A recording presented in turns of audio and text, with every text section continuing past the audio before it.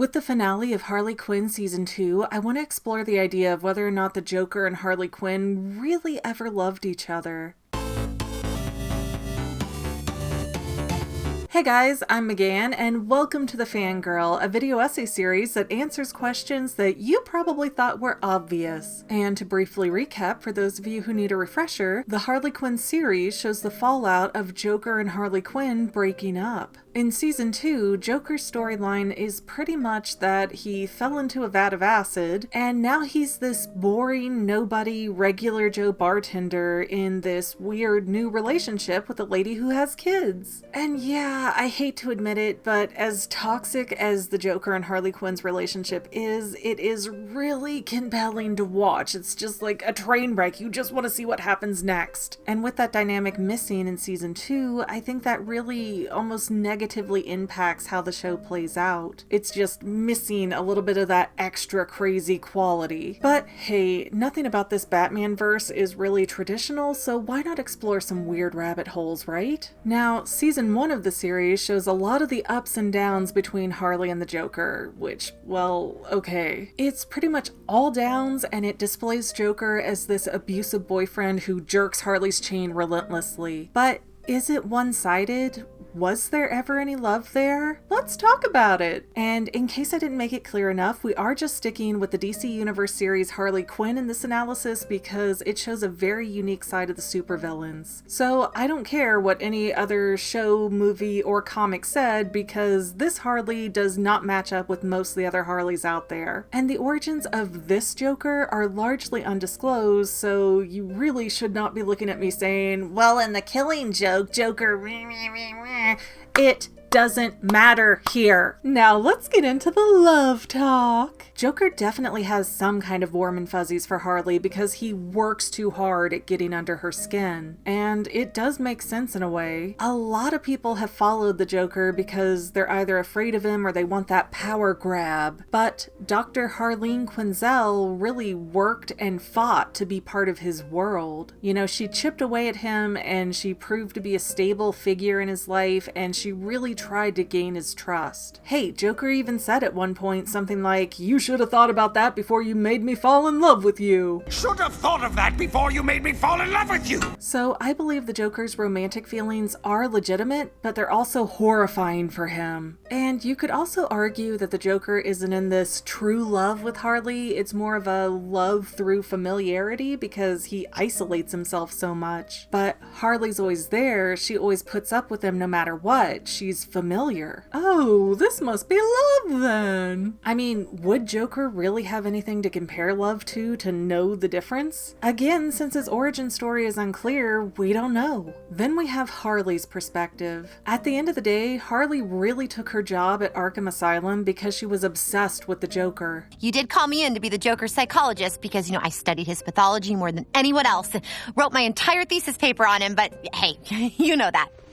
We never read your paper. Hell, we didn't even know you wrote one. Oh, then why'd you hire me? Because you're cheap and you've got a pulse, skirt. And partly due to the Joker's narcissistic manipulation, Harley even convinces herself that she's the only person in the world who can help the Joker, and then she even jumps into a vat of acid to prove that she's loyal to him. There's really no going back from that. It's basically, I am your lady, I am committed forever. This is like a wedding ceremony for supervillains. But the question still stands, did Harley ever love the Joker, or does her own narcissism get in the way of her not wanting to be defeated? Look, when Harley first gets face to face with the Joker, she holds her own. Harleen won't back down, and she keeps fighting back. Now that's partly because she was raised in a really tough family where she had to fight for everything, but I also think a part of that is that Harley was a really big gymnastics competitor, and taking so much as second place was a really big psychological hit for her. She cannot stand to lose, and that's a pretty big fault in somebody who's working with the criminally insane. And based on the series, I think when Harley took the loss in the gymnastics competition to settle her dad's bets, it really hurt her not just emotionally or physically, but it closed a lot of doors for her future. And I think having that happen and having to live with those consequences has really made it to where Harley will not be defeated again. And if we think about it, that really rings through with her obsession over the Joker, because the Joker Joker isn't some, side villain in the Batman universe. He's the #1 villain. She could have gone into Arkham and worked with Scarecrow or Bane or any number of other villains that have been in and out of there. She even does work with Poison Ivy, but still, her one and only goal and total obsession is getting into the Joker's head, because he is the blue ribbon pig at fair. So winning him mentally is winning psychology, really. Now, in their first meeting scrimmage, Harleen definitely doesn't beat the Joker, and really, he could have killed her at any given moment. But, a lot of cats don't kill the mouse right away. They play with them for a long time for their own entertainment. Then if the mouse dies, the mouse dies. Toy's broken, who cares? So when you break it down, the Harley Quinn Joker romance is just really these two gigantic egos where neither of them want to back down, and they're both trying to play and win their own game. And I think with both of them trying to go the distance, eventually things got a step further because neither one wanted to lose. So one side was like, fine, if I can't scare her off as a therapist, I'll just be an abusive boyfriend and chase her away. And the other side was like, well, if I can break down the walls of the Joker by being his girlfriend, then I'll be the best psychologist who's ever lived. But whatever the background of this specific Joker, he's definitely been emotionally tormented in his past. So yeah, when Harley called every bluff he gave, he eventually let some of his defenses down. Unfortunately, that kind of became the new game. Where is Harley's line? How far do I have to push her before she leaves like all the rest? How bad do I have to be before she stops coming back for a whiff of my affection? And what do I have to do to prove to her and everyone else that I don't really care about her and I'm in control? And for a long time, the answer was that Harley's devotion was limitless. However, even though Harley kind of thought she was winning her side of the game to get inside of Joker's head, really she was just turning herself into a punching bag. So Joker never really stopped playing head games with her. He just used Harley as an expendable pawn with benefits. And even when Joker did fall for Harley in his own way, that emotion conflicted with everything else inside of him, probably even freaked him out. So instead of calmly and rationally unpacking and dealing with his emotions, he'd just lash out at Harley and be really abusive to her. I mean, look, he left her to rot in Arkham for a year, and that was episode 1, and when she shows back up and like, I'm breaking up with you, he's like, oh yeah, whatever, I don't care. And then as soon as she calls that bluff, he's like, crap. Now I gotta do something about it because she's winning. She's gonna be the one that breaks up with me. It's actually gonna bother me because she's not in jail where I left her. She's out in the world doing what she wants without me, and I can't stand that. And what he says is a really good example of how well he is inside her head and knows how to play her like a $5 fiddle. Yeah, because I'm calling a cab. See you never. Thank goodness. She's finally doing exactly what I prayed she would.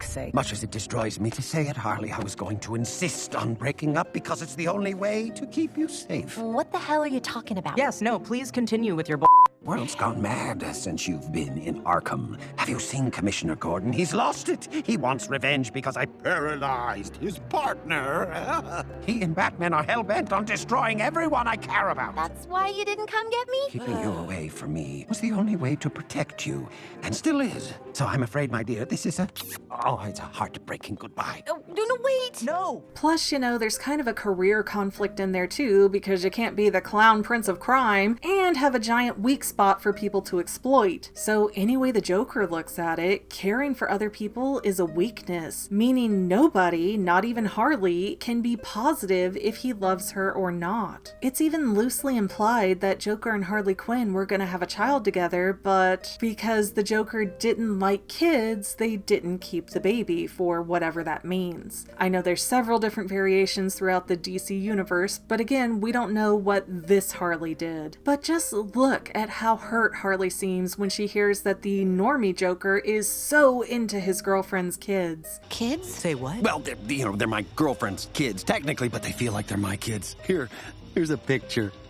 Bye. Joker always told me he hated kids. You bought that whole act? And through Normie Joker, we can see that he does have a really good soft heart in there, and he's a really great guy and boyfriend, just not for Dr. Harleen Quinzel. So did the Joker love Harley Quinn? Yes. In his own screwed up, unhealthy way, he did. But did he trust her? No, he couldn't trust anyone. And he wasn't about to let romance or anything else make him weak or vulnerable. But more than anything, I think the Joker's true insecurities were brought up when he talks about Bev being the best relationship he's ever had. And when Harley gets kind of irritated that Joker is going on gushing about another woman in front of her, Joker says, you loved me when I was famous. I might actually say it was the most fulfilling relationship I've been in. Jesus Christ, are you getting sentimental? Where's that when we were dating? You fell in love with me when I was famous. When I looked like this. Bethany fell in love with me when I was just a square-looking barback with not a lot of prospects.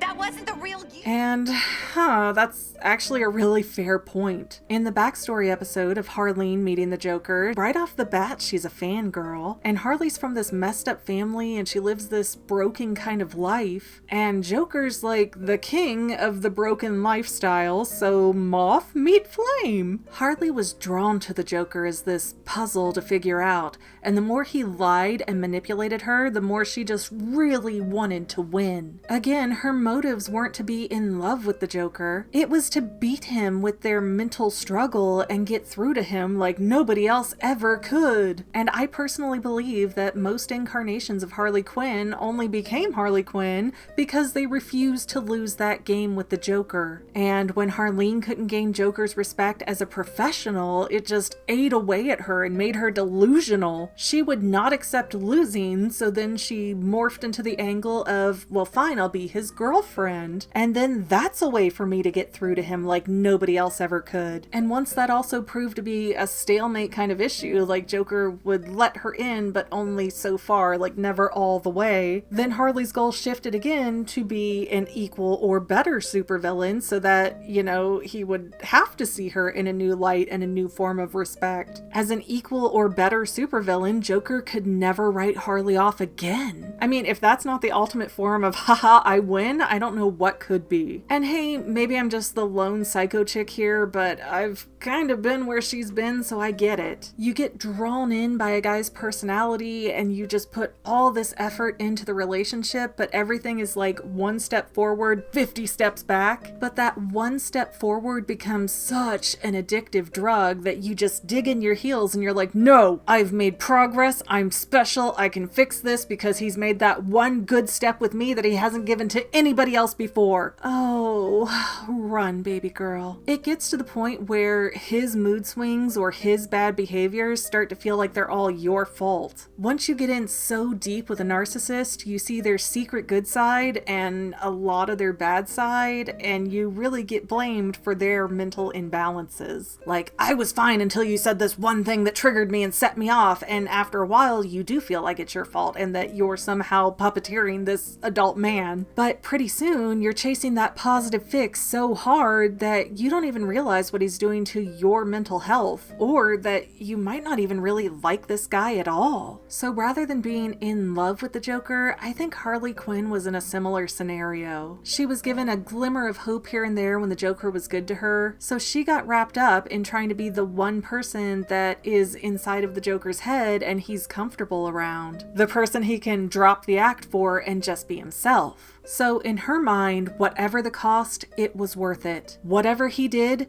she could take it and bounce back because she was special and making progress. Those walls were gonna come down under her supervision. And when Joker turned on the charm for Harley, it was the biggest aphrodisiac in the world for her. But did she love the Joker? Not really. She was committed to her work, obsessive, hopeful, and maybe even determined that she was going to change Joker, or at least be the one person to fully understand him. And she did that because she was already used to fighting for everything that she got, and men hurting her was really not abnormal at all. When your internal dialogue is, my dad was rotten to me my entire life, what else could I expect from anybody else? I'm unlovable like that. It kind of messes you up. So having an abusive relationship with her father and then again with the Joker just felt common. It felt like what you do. But was Harley ever really in love? No, I don't think so. She just lost herself when professional curiosity met obsession and semi-positive male attention. Truly, you can't have a relationship that works if both sides are trying to win the relationship. Like Dr. Phil says, do you want to be right or do you want to be happy? Well, they both wanted to be proven right. For Joker, he wanted to prove that Harley was just a fame chaser who would eventually leave because she didn't really love him. But hey, she was fun and expendable, so Harley checked a few boxes for the Joker. And for Harley, it started as her wanting to keep her dream job and prove that she could be the one person to get through to the Joker. But then she ended up wanting to win Joker's love because the flashes of affection he'd give her were so intoxicating. It made the ups and downs of their relationship like a competition, and it was one that Harley was not willing to lose. That's why she hung on for so long no matter what Joker did to her. And that's why she gets upset so easily by him after they're broken up. Because giving up that relationship is accepting a huge defeat and the end of a major life goal. So the more Harley sacrificed to be with the Joker, the higher the stakes were to walk away. And when it became clear that Harley had gone way too far to ever go back to a normal life, Harley's brain coped with those sacrifices by rewriting history and making her completely delusional so that way she never really lost the game. Really, Harley only shifted her goal to become a supervillain because that was the only way to still win after giving up so much. So at the end of the day, yes, they had some love intertwined in their chaos, but they were both more invested in the idea of winning the relationship and being right about the other person than they were actually letting their guards down and loving each other. Let's just hope that Bev and Ivy don't warp into another round of twisted head games with Harley Quinn and Joker. I might be overthinking it, but that's literally my job.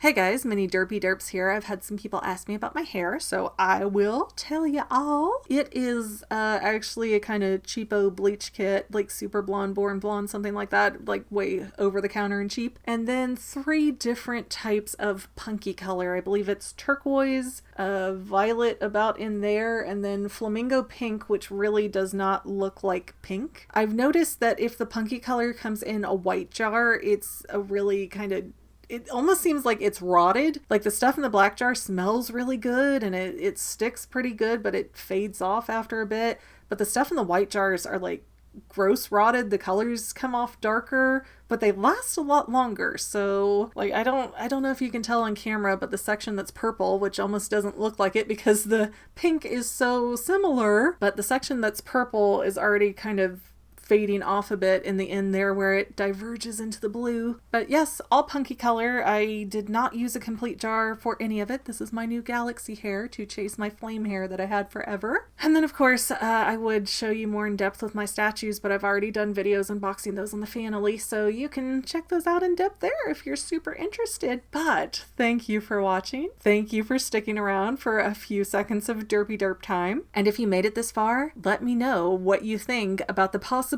of Michael Keaton reprising the role as like an old Bruce Wayne, because I am so excited about that prospect. Yay! Anyways, thanks guys, bye!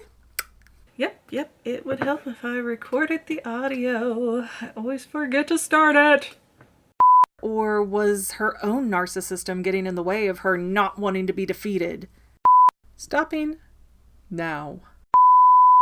Well, family members, we're almost done, but I want to invite you to hang out with me in some other places. I'm on Twitter and Instagram as my own personal self, and I have a Facebook page too, but I mostly just post photos over there. And sometimes people say, "Hey McGann, I want to mail you something. How do I do that?" Easy. Just click the About tab on my channel page, and my most current P.O. Box info will be right there. I also run another channel, The Family. It's really a hodgepodge channel where we might post anything. Oh yeah, and I also sell shirts and stickers and stuff with the Fanily and the Fangirl logos. If that is your cup of tea, I have a link in every description of every video. Finally, if you want to help out the Fangirl channel and make sure I'm putting out video essays for years to come, the best way you can help is by subscribing and watching more of my videos, whether they're new, old, whatever. Maybe even share one or two on social media, help spread the word. People who watch to the end of videos like you helps to tell the site, hey, this is a good video, we should recommend it to other people. So if you made it this far, leave me a comment of something like, hey, I made it to the end. Love ya.